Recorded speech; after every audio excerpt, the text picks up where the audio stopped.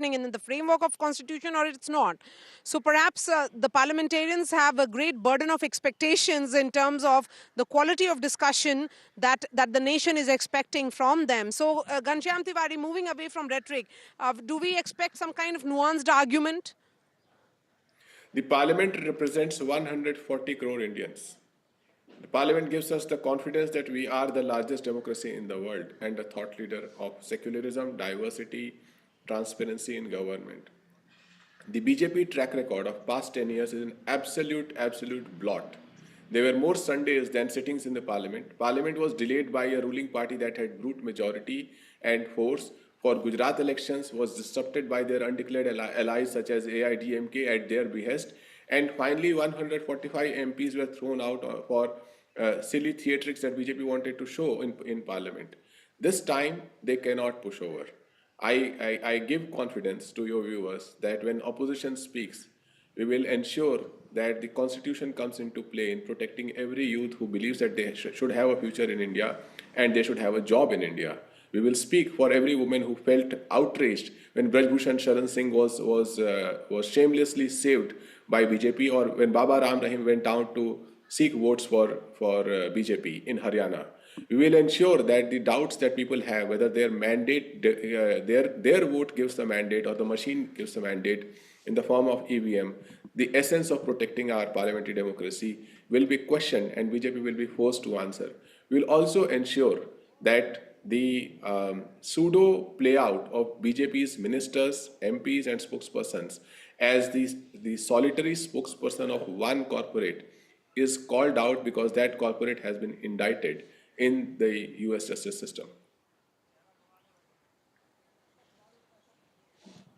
Gopal Agarwal, will you give a quick response and then we move on? I think the opposition taking upon themselves as guardians and saviors of constitution is not what the constitution decided and defined.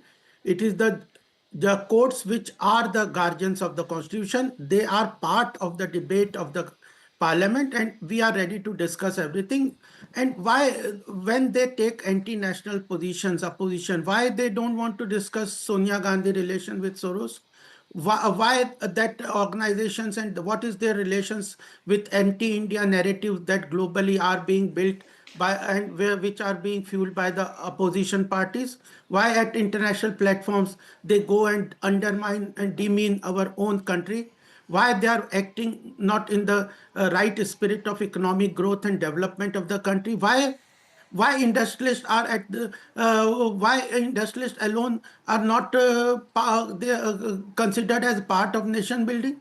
Why, if without economy, where India can grow? So economy is an important part, industrialists are important part, the global narrative which is undermining the growth and development of the country and which is creating false narrative for the country, and our image at international forums are undermined by the opposition leaders by their tirade at international forums. So these are important issues and they cannot decide whether the government is working under the framework of the constitution or not. It is the court. They have gone to the court at several occasions. Court have given strictures about their false narratives that they want to create. That is important. So these issues surely we will also discuss. All right, Gopal Agarwal and Ghanshyam Tiwari, thank you so much for joining us this morning. 11 a.m. is when the parliament reconvenes, and at that time is essentially going to be the question hour, so which is unlikely to function. And 12 noon is when the discussion on constitution will begin. It's a significant day because we are looking at 75th year of the adoption of the constitution. So several questions being talked about in context of how this lived document, whether it has withheld or withstood the test of time and also withstood several storms which have come in the past. I spoke to former Supreme Court Judge Gyansudha Mishra on the question of the constitution. What are the amendments that she has seen in the past and what does she think about gender justice? Let's listen in. Joining me on this conversation on constitution is Justice Gyan Sudha Mishra. She has served at the topmost court of India, that is the Supreme Court. Ma'am, thank you so much for your time. There is that emphasis which is put often on the importance of nuance in contextual approach to constitution as well as the interpretation. As you look at 75 years of Indian constitution and the constitutional jurisprudence, do you think the Supreme Court and the courts of India have lived up to the need for balancing the stability and predictability? Yeah, I would give full marks to the Indian Supreme Court that based on the jurisprudence and Indian Constitution, they have done a wonderful job, tremendously wonderful job. And I'm not saying this because I have been a member of the judiciary for a long time, but I've heard people from various walks of life, even internationally, that it's your judiciary which is keeping your country strong.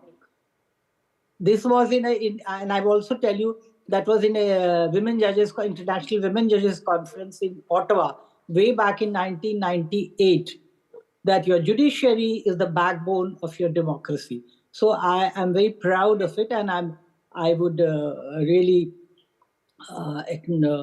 say that, based on the constitutional principles, and of course, the foundation stone is the jurisprudence.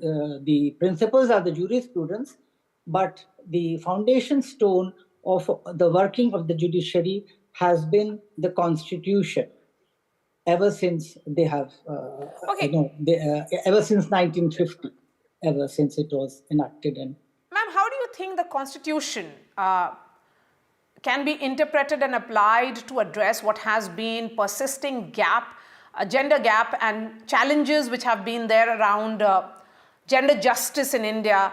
And I'm asking to you because you have been a woman judge yourself, so you would understand that in terms of challenges, it would be very different. It is of a different nature. You see, each member of the judiciary tries his or her level best to give effect to the constitutional principles based on the procedural law and the statutory law. So, based on the Constitution and the statutory interpretations of the principles of jurisprudence. In the process, because justice delivery is not merely giving, it's not like a computerized way of deciding cases. Given on the facts which is placed before the judge, then one has to apply the constitutional principles based on the procedural law. Because you see, there are two parts. I have always emphasized there are two parts. One is the statute, and the other is procedural aspects. So many a times it becomes difficult to balance the two situations. So the gaps are filled by the judges by virtue of their innate wisdom, interpretation skills, based on the precedents also, because precedents, what the judges have decided in the past, that also plays a very important role in decision-making process. S.R. Bommai versus Union of India case, the primacy of secularism in the Indian Constitution was upheld. The significance of judgments of this nature, and this is also coming at a time when there is a lot of question on minority rights. Do you think the Constitution provisions on minority rights have been strengthened, enforced to address the concerns and aspirations of minority communities in India?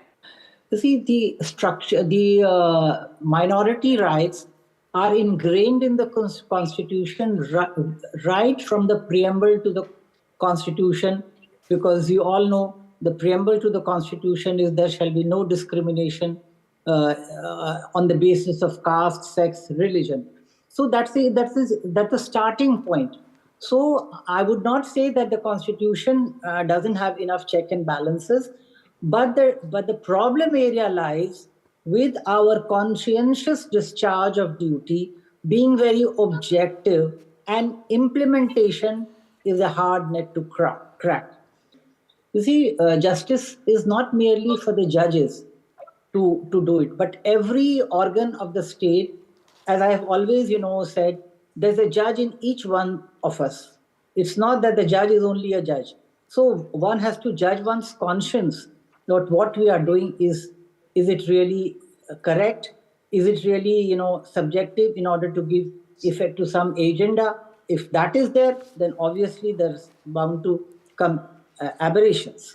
As we reflect on the Constitution and its journey since its adoption in 1950, what do you believe are the key challenges and opportunities that lies ahead for India's Constitution? I think implementation of the constitutional principles without fear or favor, that is the most difficult task that lies ahead of the Constitution. Thank you so much, ma'am, for sharing your thoughts on Constitution, the challenges and opportunities ahead for the Indian Constitution. Of course, we are building up to the big Constitution debate, which is slotted in the Lok Sabha on Friday and Saturday. All right, so let's cut across to Parliament now, where Samajwadi Party Supremo Akhilesh Yadav is speaking on One Nation, One Election. Let's listen in. इन तीनों की मजबूत करके ही हमारा देश मजबूत होगा। One nation one election Bharatiya Janata party की एक जुगाड़ योजना है। ये सब अब क्या बात कर रहे हो आप? आपको सब पता है कि किस अंडरग्राउंड रास्ते से पहुंचे हैं। एक रंगी अंडरग्राउंड विचारधारा के लोग भी हैं और आपसे बेहतर कौन नहीं समझता कि अंडरग्राउंड पॉलिटिकल योजनाएं भी चलती हैं। उसी का परिणाम है वो जज साहब, जिनकी वजह से ये हमारा लोकतंत्र का मंदिर सुरक्षित रहा। मुझे याद है बहुत सारे महत्वपूर्ण नेता यहाँ पर थे और गेट पे भी कई महत्वपूर्ण नेता थे। हमारे सुरक्षा कर्मियों ने उस समय जो सूझबूझ से और जिस बहादुरी और साहस के साथ उन्होंने उसका मुकाबला किया, उसका परिणाम ये हुआ कि संसद भवन तो बचा ही बचा, बल्कि उस समय बड़ी संख्या में महत्वपूर्ण नेता देश के बैठे थे, उन सबको बचाया जा सका और देश पूरा आतंकवादियों के हवाले हो जाता। मुझे याद है सबसे पहले जो महिला कांस्टेबल थी कमलेश कुमारी, उसके देखने के बाद सभी सुरक्षा कर्मियों को पता लग गया था कि यहाँ पर ऐसी घटना कोई होने जा रही है। वो मेरे कन्नौज क्षेत्र की थी।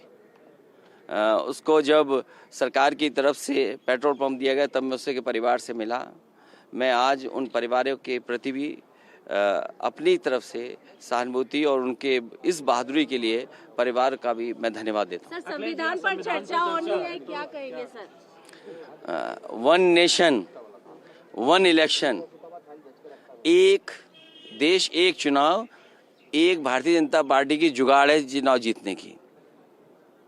सर, ये तो वन नेशन वन इलेक्शन पे संविधान पे चर्चा है आज सर, उस पर क्या कहेंगे? 4 दिन की चर्चा होगी, उस पर क्या कहेंगे? लोकसभा में देखिए, संविधान हमने और आपने सबकी जिम्मेदारी सुरक्षित रखना। ये संविधान ही है जो हमारा पथ प्रतख है, पथ दिखाता है, हमें रास्ता दिखाता है। यही संविधान हमें सम्मान दिलाता है, संविधान हमारी रक्षा करता है, संविधान हमारी संजीवनी है, संविधान हमारे पीड़ित परिवार के लिए प्रकाश स्तंभ की तरह है। और अभी तक पीड़ित परिवार और पीड़ित के लोगों को इसने सम्मान दिया है। अब पीड़ित के लोगों की जिम्मेदारी बनती है कि संविधान को बचाएं। और आप में से तमाम पत्रकार साथी हैं जो हर चीज़ को समझते हैं, दूर से देखते हैं। लोकतंत्र में और खासकर उत्तर प्रदेश में हम लोगों ने समय समय पे देखा है कि किस तरीके से भेदभाव हुआ है, भेदभाव का सामना किया है। जब न्याय संविधान हमारी संजीवनी है. A strong remark coming in from Akhilesh Yadav, who is going to speak on behalf in the discussion on Constitution. My colleague Nikunj Garg spoke to former Supreme Court judge and former Chief Justice of India, UU Lalit, on his expectations from this discussion on Constitution. Let's listen in. In a rare occurrence, Parliament is going to debate, at least they have agreed upon, a constitution debate, a debate on constitution of this country. Tell me one thing, is it a good thing or is it a bad thing? There are certainly good features about it. See, every now and then, those persons who really matter, and when it comes to constitutional aspirations, goals, and what exactly would be the account as to what we have been able to achieve up till now, perhaps the best and there can't be anything better than that. The body would be the parliament. So you think it's a good thing? If the parliamentarians quite periodically keep on taking this account or stock-taking situation as to where exactly do we stand, how far have we come, whether there are any provisions which require any amendment, or whether any amendments which had been effected up till now, whether those amendments need any kind of fresh reading. So therefore, this kind of introspection is something which is always welcome. So if the parliamentarians wish to do that kind of introspection on the achievements on the constitutional front, then it's a very, very welcome idea. We are definitely moving towards betterment, moving towards good ideas getting inserted in the constitution, some of the fabulous ideas getting incorporated through interpretative process, and even now amendments as well. Now, the last amendment, which is 106th Amendment, now gives the women 1/3 of these seats in Lok Sabha and in every state legislature. We are moving towards what is called inclusive ideas on every front. So therefore, that's a very, very nice idea. Our constitution has to have that kind of elasticity to accommodate these kind of amendments. Now, take for instance 73rd and 74th Amendment. We wanted to have the unified ideas so far as Panchayat Raj is concerned, at Panchayat levels, at municipal levels. So therefore, this is how we have been moving towards. We are learning from experiences, and those experiences are now getting sort of solidified in our constitutional jurisprudence. So therefore, nothing wrong in that. That's absolutely perfect. Thank you, Justice Lalit. Thank you very much for joining NDTV. Thank you. Thank you. Thank you. And let me go across to Srinagar, where Nazir Masoodi is joining us. Nazir, you heard from Justice UU Lalit, several top legals, several constitutional experts have spoken to NDTV in the last 48 hours on constitution. As a veteran journalist yourself, what is your expectations from today? Well, the fact is, debating constitution is a most beautiful thing. What can one expect that our parliamentarians to discuss and debate? And in fact, it should not be just in the parliament. It should be outside the parliament as well. But when the parliament leaders, the representatives of the country, they lead it, they discuss in the parliament, they debate on the constitution, there cannot be a better thing, because it is the guiding principle. It is something which binds this country together. It is a beautiful document which makes all of us proud. And if we start it in the school assemblies also, where the preamble is read, for example, you will say justice, liberty, equality, fraternity. And when children will start their day, and there cannot be a better thing, and perhaps the answer to all our problems is in our constitution that resolves. And there cannot be a better day than this, when the parliament, with this 75th, a year of, making of Indian constitution, there have been several amendments, 106 amendments have been there. There have been, they were originally, they were thin, I think, they were, these 106, as I said, 106 amendments in the constitution so far.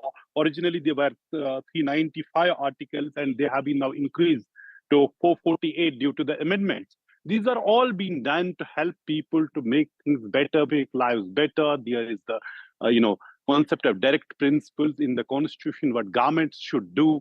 Are they actually doing it? the government, which they are supposed to do as per the constitution, that will be debated. What opposition is supposed to do as per the constitution, are they doing this? Are people doing? We the people. And this constitution starts with the people of India. That is the beautiful thing. It's not the territory. It's the people of India, and interest of every Indian citizen is the national interest. And that's what perhaps that should be debated in the parliament. And there cannot be better than this when the representatives will talk about it, and when we see it is how a constitution which transcends actually all the barriers within the society and the challenges and everything, everyone turns towards this, is the Indian constitution, whether it is the legislature, common man, judiciary, or anyone else. Absolutely, Nazir. Thank you for sharing your thoughts. We, the people of India, having solemnly resolved, because it's we, the people, who have given ourselves this constitution, and that is the reason why it is called a live document, a document which has, which changes with times and amendments which we have seen in recent years as well. Nazir, we'll continue to keep coming back to you over the course of the day as the debate begins at 12 noon. But, Basavaraj Bommai, former Karnataka Chief Minister, has spoken about the significance of the day. Let's listen in.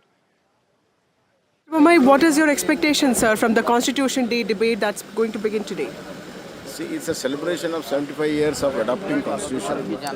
And what better way can it be other than debating the path which has travelled and further strengthening the Constitution. And I hope there will be a healthy discussion and fruitful discussion.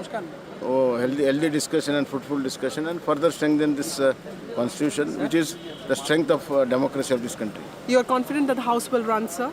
Yeah, I'm confident that the House will run both the days and there will be fruitful discussion on Constitution. Thank you, sir.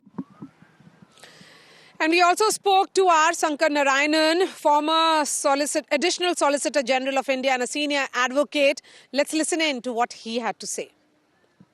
Joining me now is R. Shankar Narayanan, Senior Counsel. Sir, tomorrow is when the entire discussion on Constitution takes place in Parliament. There's a lot of anticipation and expectations as well. As someone who understands Constitution, what are your expectations from this discussion? The discussions will be very fruitful in the sense people will realize that Constitution is a living document, and in order to ensure that the Constitution becomes a success, people will have to be vigilant always and ever. Whenever there is an attempt to trample Constitution, as it happened in 1975, people will have to join together and definitely ensure that the constitutional values and morals are completely protected. The discussions will definitely be on an academic level as to how it has worked in the past. So you are expecting an academic discussion by politicians? I still have faith in parliamentary system. If you'll permit me to say, Mr. H.V. Kamath, one of the framers of the Constitution, when I met him during 75-77 in a closed room meeting, he said, this country has to survive. This parliament has to behave properly, and one day or other it will happen. I still believe that people will think that there must be a good academic discussion. If it fails, I go back to my first sentence, then people are letting down the Constitution, not the Constitution. Okay. One view certainly is that because Indian Constitution is a living document, and it has seen multiple amendments in the past, and there are multiple institutions which keep a watch on the other institutions so that they do not misuse the principles of Constitution or the framework of the Constitution. How do you look at the challenges of present times? If the politicians, if the parliamentarians, if the elected members discuss on the basis of issues, then a proper decision could be arrived at. If the discussion is not based on issues, but based on ulterior motives or private hidden agenda or open agenda, which even the discussion will become absolutely, as you said, it will be futile. It will lead to nothing. So what are your, calculation in terms of how it has been so far? And, Mr. Shankar Narayanan, one sense certainly is that the Indian Constitution has seen several highs and lows. It has seen the period of emergency and, the rhetoric around it politically.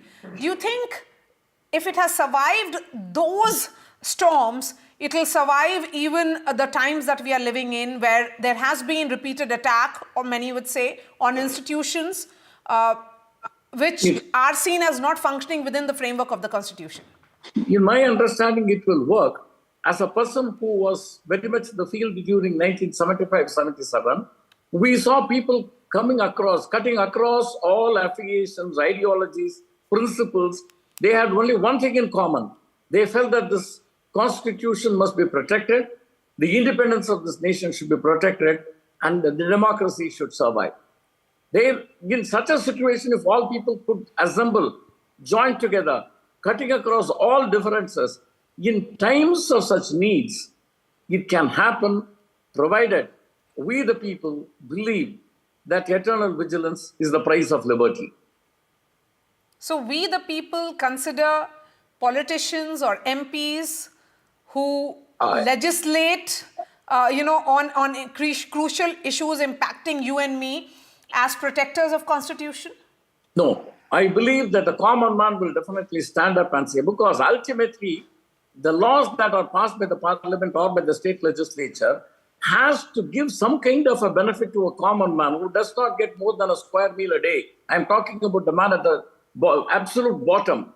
If your law does not provide him what he really wants, all these people will join together and ensure a proper democracy is assured in, if there is a failure. All right, R. Shankar Narayanan, thank you so much for sharing your thoughts on this crucial discussion which is going to begin in Parliament. Thank you. Mr. Judge, ADU is one of the most important constituent of the NDA. What is your expectation from the debate that's going to start today? I think both the House should function properly and they should debate it, let country knows what happened in the past also with Constitution. We came from Bihar. What happened in Bihar when Bhutta Singh imposed president rule there? Let people know also who were there in the government that time. I think in this Lok Sabha election, we have seen a party talking about Samvidhan Khatre mein. So let it be clear, let it be open, and let's debate in the Parliament, and let people decide about it. As someone who has witnessed several challenges to the Constitution over the years, how do you think the document has withstood these challenges, and what lessons can be learned from these experiences, sir? If the document has failed us in any measure, however slight, let's be very clear, we have failed the document, not the document failing us. The Supreme Court doesn't run the country. The Supreme Court is not the moral guardian of Indians. Let's be very clear about that. The day the people who run our institutions, our parliaments and our legislatures, they lose all sense of constitutional morality, Indian democracy will be in serious trouble. That's why when the Parliament will be taking up the discussion on Constitution, what do you think will be the important context? And of course, what do you think is the future of the Indian Constitution then? First of all, I'm sorry, I don't get into a political debate because I understand very little of politics. But I do hope the people who speak on the Constitution don't have an empty booklet in their head. And they do their homework on constitutional principles. It is no use citing rhetoric of Supreme Court judgment criticizing one or the other government. All governments have at times failed in their constitutional duty. That's why we need the court. But I do hope they can all sit down and see where we are going wrong. If you can put the rhetoric aside, they need to decide important issues of moment which are bubbling this country. Believe me, today appointment of judges is something which people who run Parliament have to sit together and put their heads together. How do we fix this state of disrepair? And I don't use softer language. The state of disrepair in the appointment of judges. It's an important issue to be resolved. If today there is such huge pendency of cases, what use is it having a constitution if there is no rule of law? And what use is pretending to have a rule of law if a average litigant has to wait 30 years for us or 20 years to get succor from the courts? These are matters which people must decide about constitutional law. If today there are people who are deprived of their rights, how do we make sure that the legal system at the doorstep, mind you, the average Indian doesn't interact with Supreme Court, not even with High Court. The average Indian interacts with the magistrates court, with the lowest court, with the sub-judges court. How do we make sure that that system works efficiently and in a user-friendly way for the common Indian? Then we would have made rule of law living reality. These are matters on which there should be no political divide. A pleasure speaking to you, Mr. Salve. Thank you for your time.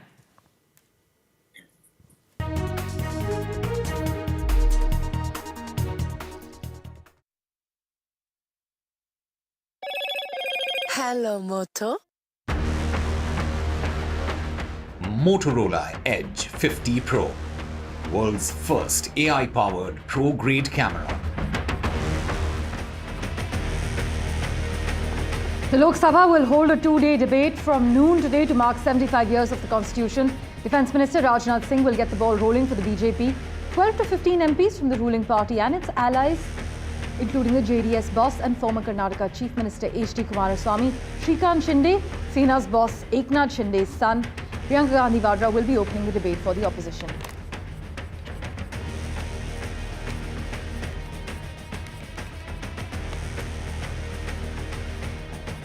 Defence Minister Rajnath Singh to be BJP's opening speaker, while Priyanka Gandhi Vadra may lead for the opposition in her debut speech. A tribute to India's heroes on the Parliament attack anniversary. Our leaders across the political spectrum pay their tributes. A month before the Mahakumbh begins in Prayagraj, Prime Minister Modi will set the ball rolling on several projects during a 3-hour visit to the city today.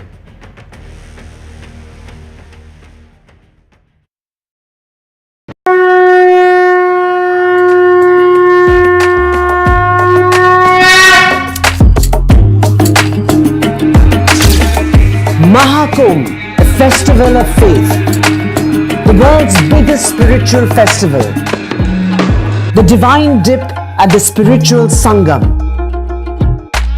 a sacred confluence of faith, culture and heritage. NDTV's mega coverage of the Mega Fest. NDTV at Mahakumbh 2025.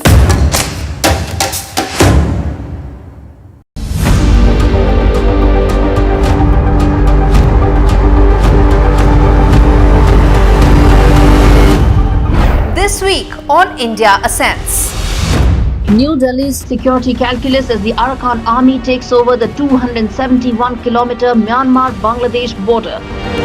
Why is Trump trolling Trudeau, and is it good news for New Delhi?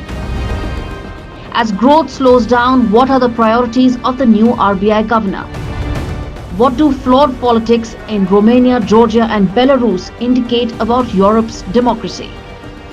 All this and more only on India Ascends with me, Gauri Dwivedi, at these timings on the NDTV network.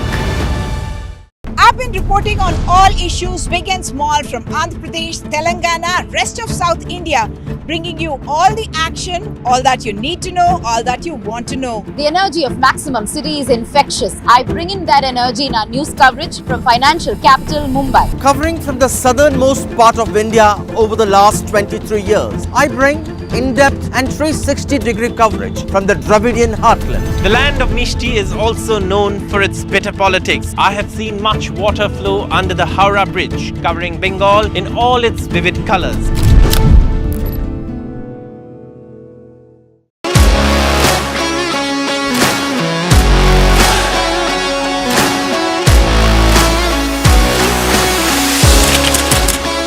we are able to maintain the democratic fabric and the democratic system. I want to do something that can make a difference. लगातार जनता की आवाज को सरकार तक पहुंचाने का काम मैं करता हूं. I was a student up until very recently. I really want to work and do something for my people because they have given me this opportunity. They have elected me. सोचा नहीं था कि राज्यसभा सांसद बनूंगी.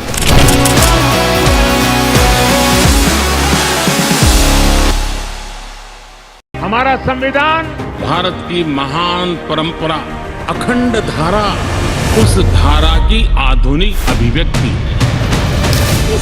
Finally, the opposition and government to square off over the constitution in parliament. पूरे देश में एक ही संविधान चलेगा. वो कहते हैं कि लाल रंग का संविधान राहुल गांधी दिखाता है. Parliament all set for a fiery constitution debate. बाबा साहब अम्बेडकर का संविधान भारत का संविधान. इसके अंदर जो लिखा है उसकी हम रक्षा.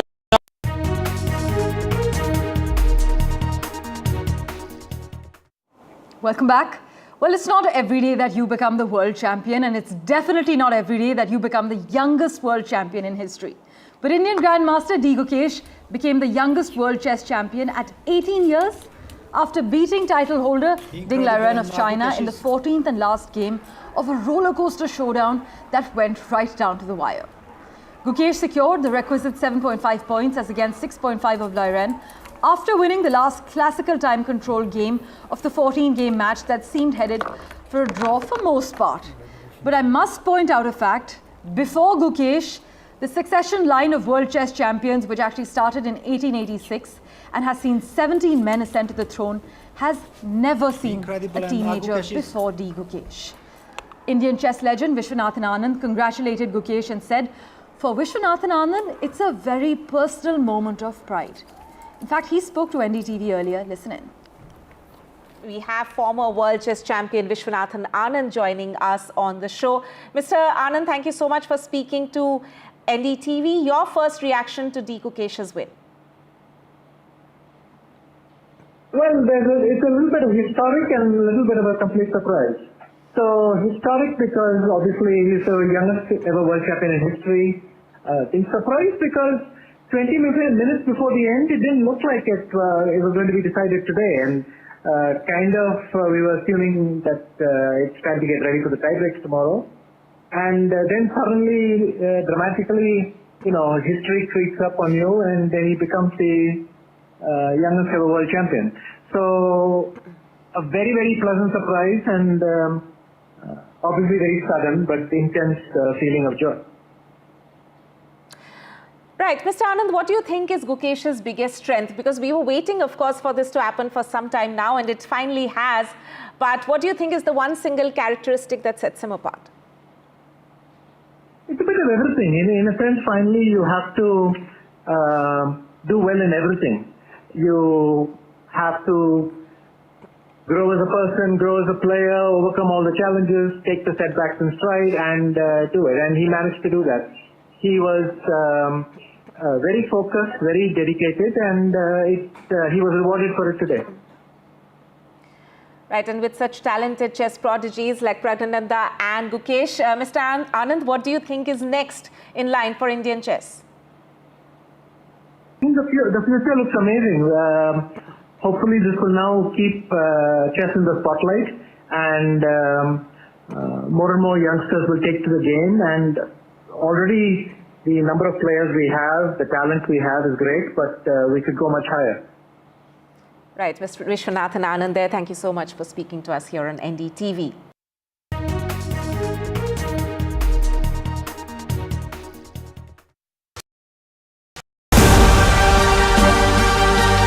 NDTV Indian of the Year 2024. NDTV network की तरफ से मैं आप सब लोगों का बहुत स्वागत करना चाहता हूं। Celebrating the extraordinary. Thank you, jury. बहुत धन्यवाद करना चाहता हूं। Honoring those who shape India's future. For me, it is a great privilege to participate. NDTV Indian of the Year. Only on the NDTV network. New day, new show, a new experience. Start your day with the news, not views. We bring you stories that matter And impact your lives. news that informs and keeps you ahead. From Maximum City, Mumbai, To the seat of governance, Delhi. NDTV brings to you the best breakfast show. The breakfast show only on NDTV 24/7 every morning at 8 a.m. NDTV proudly upholds its legacy of trust and credibility. According to the prestigious Reuters Institute's Digital News Report 2024, NDTV is the top-most news platform in the country. Number one in both online and offline reach in India. Beating all its competition, NDTV stands for trust. In today's interconnected world, India's voice is more crucial than ever. When India speaks, the world listens. At NDTV World, we are that voice, bringing you intelligent and insightful news from India and beyond. From geopolitics and diplomacy to economic shifts, migrations, tech disruptions, and the stories of our diaspora. We cover the news that shapes our global future. NDTV World, your new home for global news is here.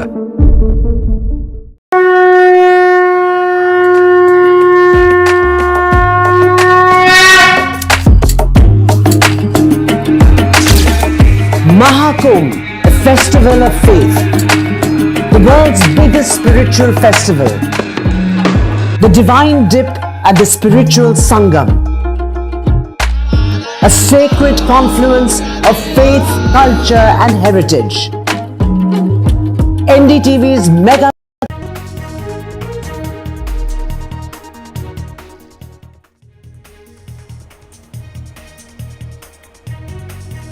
The Constitution debate will begin in the Lok Sabha at 12 o'clock this afternoon. It's going to be over the next 2 days between today and tomorrow. A special debate on the Constitution, and BJP and the opposition there, a face-off is expected.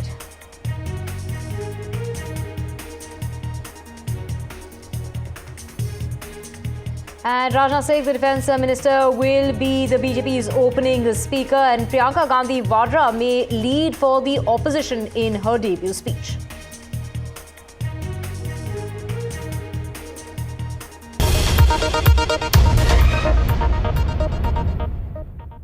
आतंकवादियों द्वारा हमारे लोकतंत्र के उच्चतम प्रतीक भारत की संसद पर हमला किया गया था।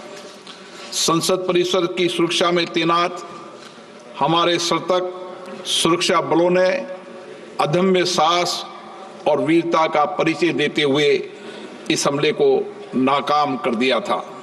आतंकवादियों के इस हमले का बहादुरी से सामना करते हुए संसद सुरक्षा सेवा, दिल्ली पुलिस और केंद्रीय रिजर्व पुलिस बल के 8 सुरक्षाकर्मी शहीद हो गए थे।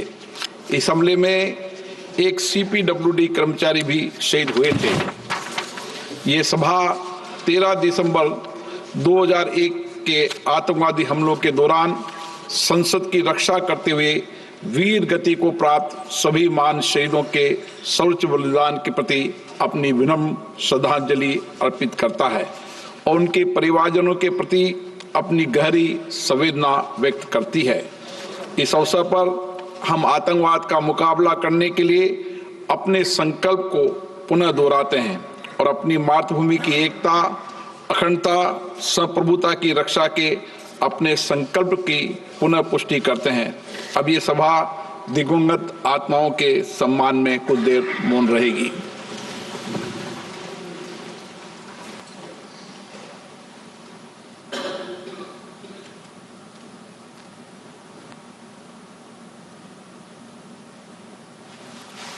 ओम शांति। स्पीकर साहब, जो 2023 को आई उनका क्या हुआ?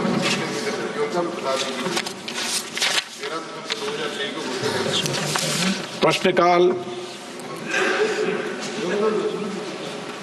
261 श्री कंवर सिंह तंवर।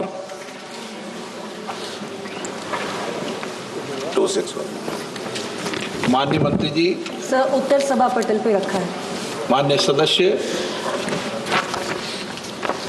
माननीय अध्यक्ष महोदय, मैं माननीय प्रधानमंत्री जी और माननीय स्वास्थ्य मंत्री जी का आभारी हूं, जिसके योग्य नेतृत्व में हमारे देश के तपेदिक उन्मूलन की दिशा में समर्पित यात्रा की है।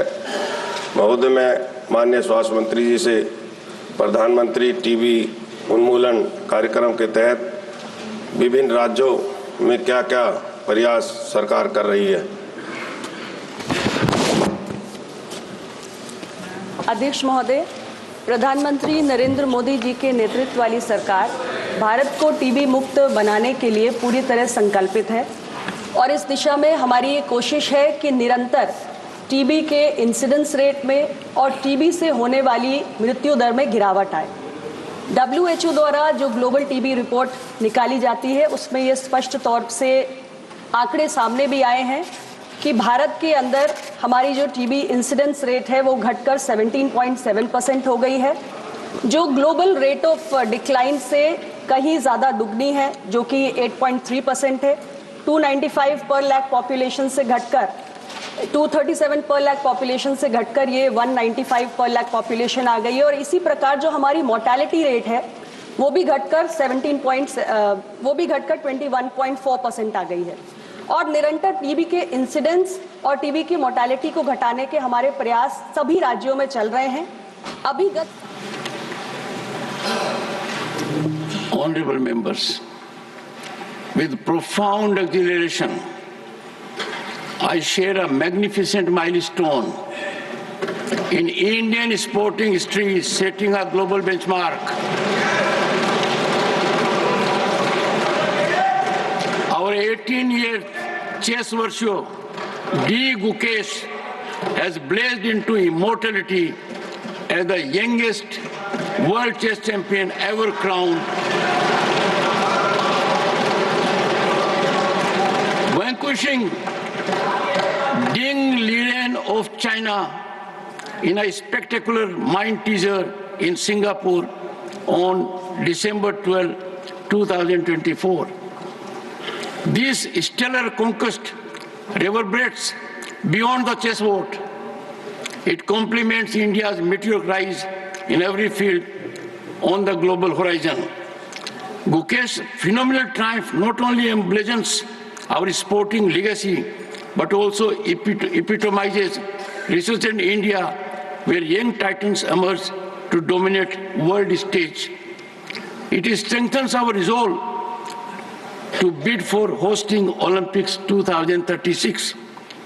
On behalf of this august House and our illustrious nation, I convey our profound acclaim to D. Gukesh as our magnificent tricolor ascends in Singapore today. It carries skyward the indomitable spirit and soaring aspirations of 1.4 billion Indians. Papers to be laid on the table. Shri Jitin Prasad. Honorable Chairman, sir, with your permission, I rise to lay the papers listed against my name at serial number 1 in today's revised list of business. Shri Ramnath Thakur.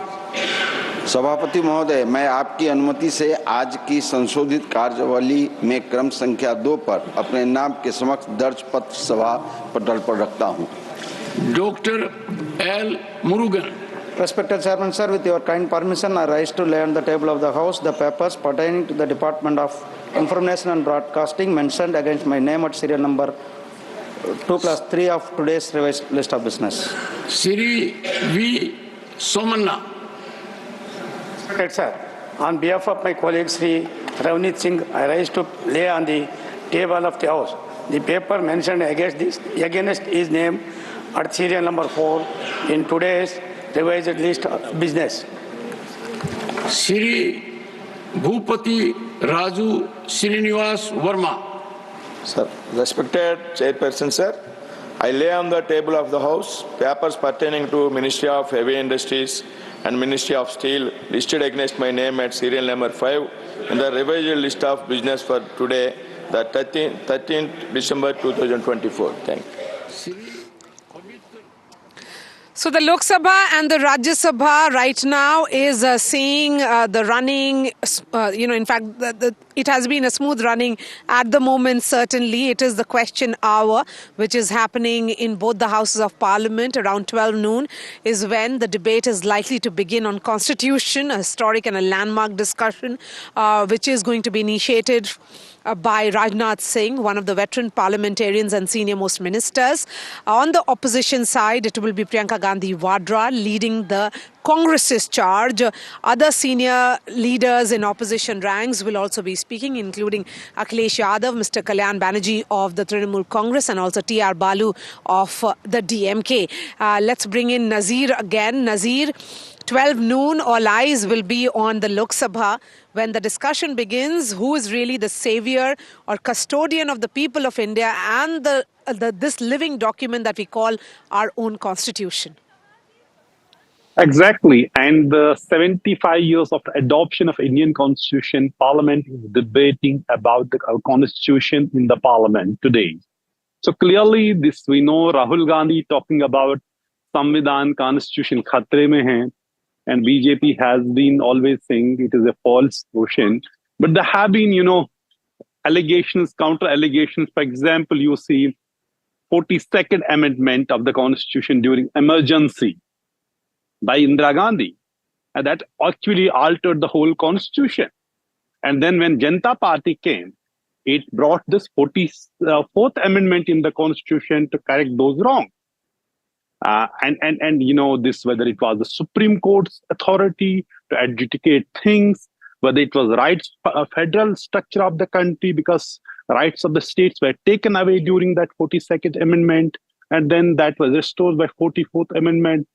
And also important, that was the, whether the property is a fundamental right or it's a legal right, and the 44th amendment decided it's a legal right, not the fundamental right, because you cannot do the social reforms unless you have that, if the property rights remained as a fundamental right. It was only in Jammu and Kashmir context, because property was not a fundamental right, because land to tiller could happen, and everyone in Jammu and Kashmir has land, including perhaps the only place in the country where every Dalit family has a land and house.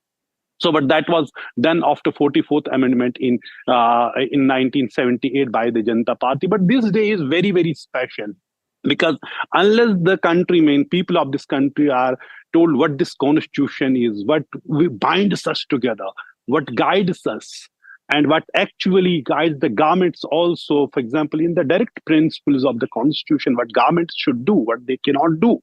So these are very, very important things we will hear from the parliamentarians, regardless of the blame, which side of the political aisle they belong.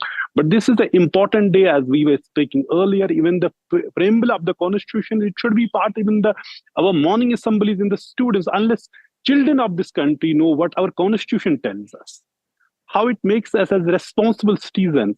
It talks about justice. It talks about equality. It talks about fraternity. It talks about all the rights of faith, whatever we want.